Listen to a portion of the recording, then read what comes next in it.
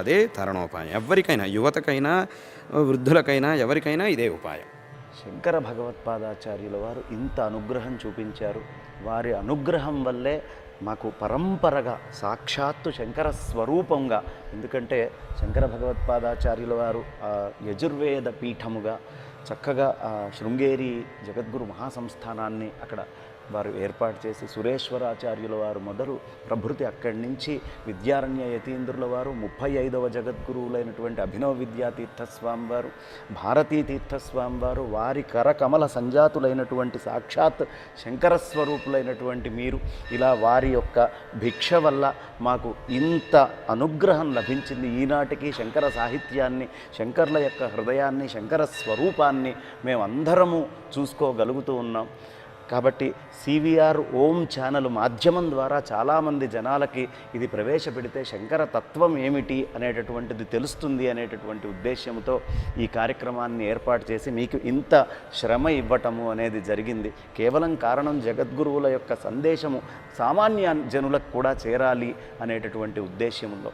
కాబట్టి ఆఖరిగా స్వామివారు ఏదైనా ఖచ్చితముగా ఇదమిత్తం అంటూ ప్రతినిత్యము చేయాల్సినటువంటి దాన్ని, అది యువత కావచ్చు, వృద్ధులు కావచ్చు, ఎవరైనా, మీరు ఇందాక పావుగంట సమయము వెచ్చించాలి అని చెప్పారు.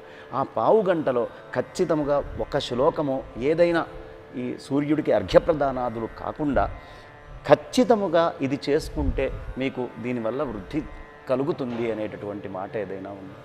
భగవదోపాసనలో ఒక్కొక్కళ్ళకి ఒక్కొక్క రకమైనటువంటి ఉపాసన ఉంటుంది. ఉదాహరణకి ఉపనయనమైనటువంటి వాడు గాయత్రి ఉపాసన చెయ్యాలి. అలాగే వేరే వాళ్ళు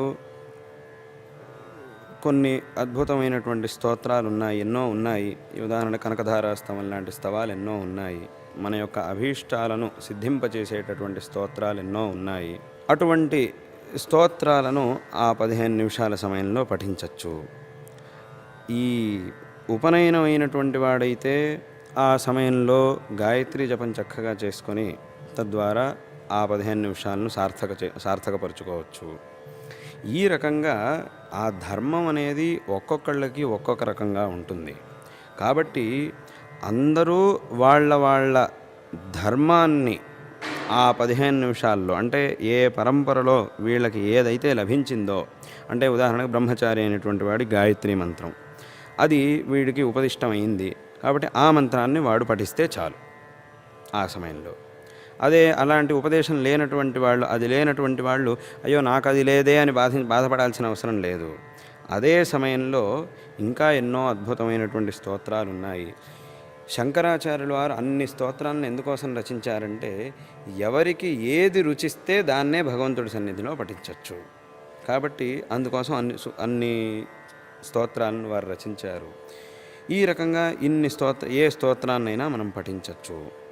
అదే రకంగా ఇక స్తోత్రాన్ని పఠించేంత సామర్థ్యం కూడా లేదు అని అంటే కేవలం ఒక రామనామాన్ని జపించినా చాలు. రామ అనే 2 అక్షరాల మాటని జపించినా చాలు, ఇంకా వేరే ఏమీ అక్కర్లేదు.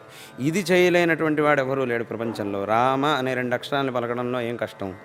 ఇది నా వల్ల కాదు అనేటటువంటి వాడు ఎవ్వడూ లేడు ఈ ప్రపంచంలో. అందుకోసమే వెనకటి వాళ్ళు ఇన్ని ధర్మాలను, యజ్ఞయాగాదులు మొదలైనటువంటి అనేక కష్టసాధ్యమైన ధర్మాలను చెప్పారు. చివరిగా భగవన్నామోచ్చారణ చేయడం అనేటటువంటి ధర్మాన్ని కూడా చెప్పారు. ఎందుకంటే ఈ ధర్మాన్ని ఏ విధమైనటువంటి భేదం లేకుండా అందరూ చేయొచ్చు ఈ ధర్మాన్ని. ఇక్కడ ఎటువంటి జాతి, మతం, కులం అనే దానికి అవకాశమే లేదు. భగవన్నామ జపం ప్రతి ఒక్కరూ చేయొచ్చు. కాబట్టి అందరూ చేయదగినటువంటి ధర్మం ఏది అంటే భగవన్నామ జపం. అలాగే వేరే యుగాల్లో పెద్ద పెద్ద యాగాలను చేస్తే ఏం ఫలం లభిస్తుందో అటువంటి ఫలం కలియుగంలో నామ సంకీర్తనతో లభిస్తుంది, భగవన్నామ జపంతో లభిస్తుంది. కాబట్టి వేరే ఏం కర్మలను చేసినా చేయకపోయినా భగవన్నామ జపం చేస్తే చాలు. అందరూ ప్రతి ఒక్కరూ చేయొచ్చు ఈ ధర్మాన్ని. కాబట్టి అందరికీ తరుణోపాయం ఇది కూడా. కాబట్టి ఆ 15 నిమిషాల సమయంలో భగవన్నామాన్ని ఉచ్చారణ చేసినా చాలు. అదే మనకి సమస్త విధమైన శ్రేయస్సుల్ని లభిస్తుంది.